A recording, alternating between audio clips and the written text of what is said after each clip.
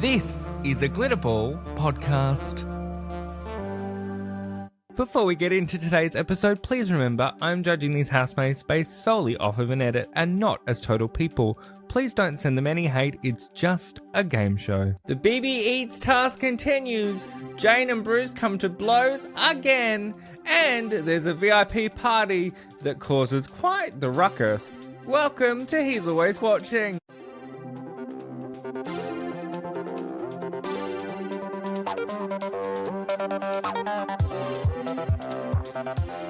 From Glitterball, this is He's Always Watching, a Big Brother podcast.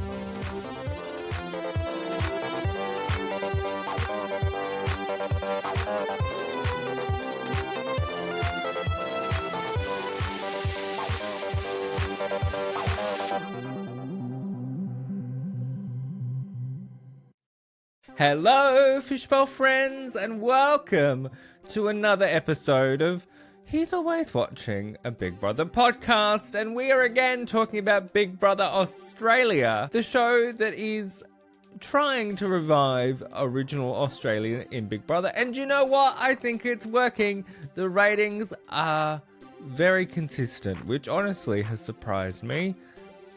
And I think it is well deserved. There are some things I would change about this season so far, but generally speaking, I think it's doing an alright job. And let's get into all the chaos we have to unpack, because we are of course talking about the end of week 2 inside that famous theme park dwelling. And there is a lot to unpack because the BB Eats task is continuing and the feathers are being battered and ruffled faster than you can say two-piece meal immediately. And we have the VIP party that didn't really make a lot of sense to me, but definitely did give us some drama. Oh boy. So we're going to unpack all of that in today's episode. Let's start with the BB Eats task, because first of all, I need to offer a correction. This task ran for just over 48 hours, I believe, if I understand it correctly now. Having said that, 48 hours is better than 24 hours, so I will take the 48 hours any day. Because I think the thing with these tasks is the longer they stretch out, the more pressure they apply. And I think that's the important thing in a situation like this, is pressure being applied to these housemates. And this task has certainly done that very well. For something that is very simple of, here's a takeaway order, place the takeaway order, and make the takeaway order.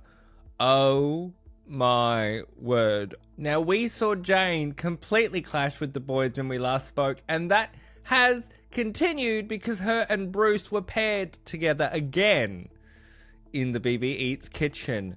Oh my god. What I think this showed us is when either of these two are backed into a corner, they cannot handle confrontation. I will give Bruce points where points are due and say it was good of him to go, I'm sorry about my delivery of what I said. But I feel like Jane had an issue that he said anything at all, regardless of the delivery. So I think that would have made for an awkward few days in the house. I also really enjoyed seeing Emily take on that bike as well. I meant to say that. She is such a trooper with a lot of these things. And I feel like she is one of the underrated housemates of this season. I don't think this season would be the same without Emily. She is entertaining, funny, but also very calm about a lot of things. And speaking of Emily, I thought she was quite the trooper when it came to her moment in the BB phone carnage, where she was gifted a pizza and had to decide between having the whole thing to herself or giving it to the house to eat. The housemates' reactions were also great when it came to understanding what was actually going on, that poor Emily wasn't getting any of that pizza. And I was like, oh dear.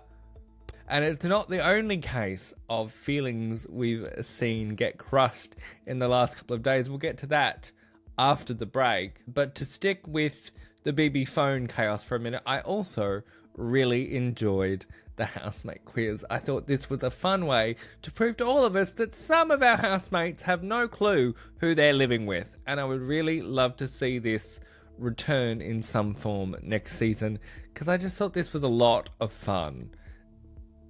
And they did really well to get the $100 and get some more snacks and treats. Speaking of snacks and treats though, I really love the pantry space. We'll ignore the fact that it never actually got fully painted and finished. If you know, you know. And just generally, I think it's a really interesting evolution of the shopping chalkboard that we see in the UK. Now, I don't think the UK should change their approach, but I thought this was really fun because you still get the chaos of the chalkboard, but in this case, it's the chaos of the physical items.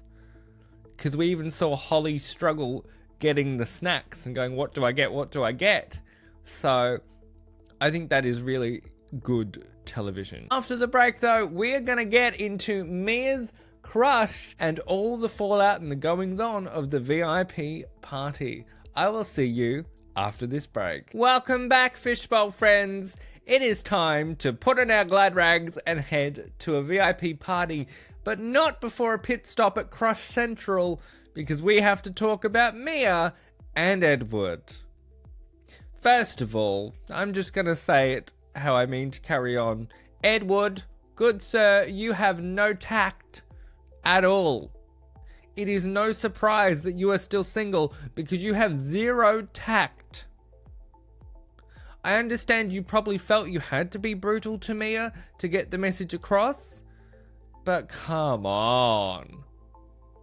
What made it even worse is he was chained to Jane at the time, and so Jane's there like an awkward third wheel trying to egg Mia on.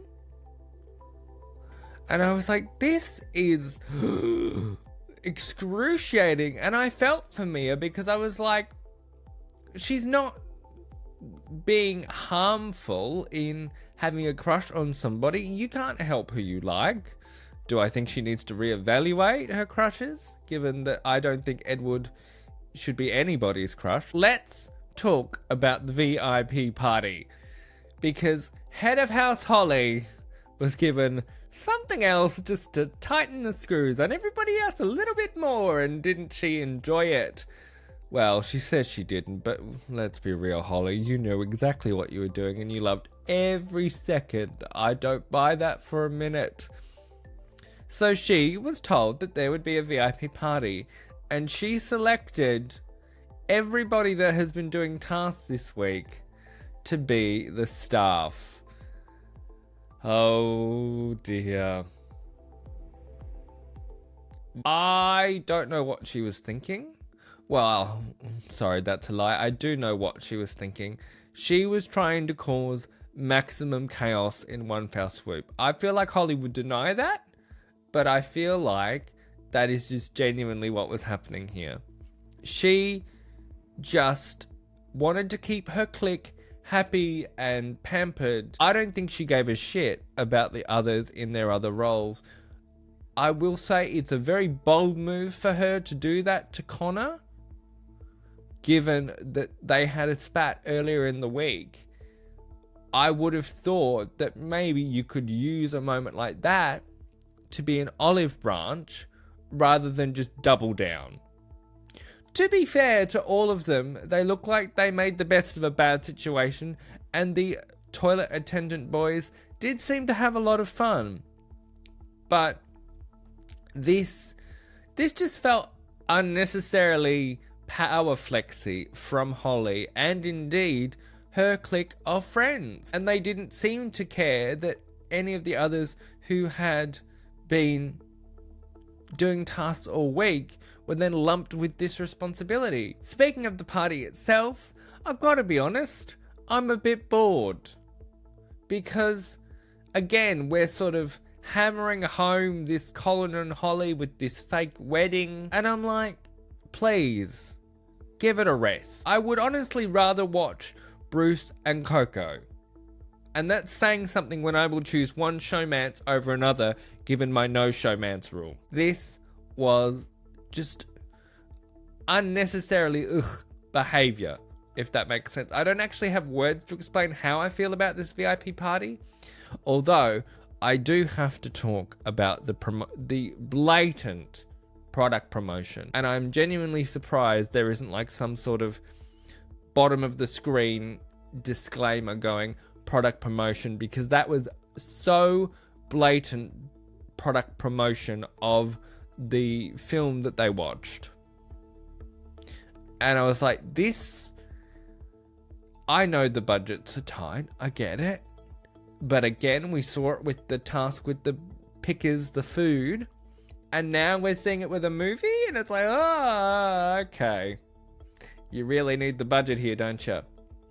And it just feels a bit ham-fisted in a way that they're also trying to sneak it past the audience. If that makes sense. Like, it doesn't feel like we're in on it, and I don't love that at all. But with that is your lot for this episode of He's Always Watching. When I see you next, we are getting into a double eviction. It's a double. And we will unpack what happened across the weekend for our housemates. I will see you very, very soon. But in the meantime, if you enjoyed this episode, please share it with a friend and leave a 5-star rating, whatever podcasting app you're listening. So thank you for being here. I will see you soon. And in the meantime, remember, Big Brother's not the only one who's always watching. Bye.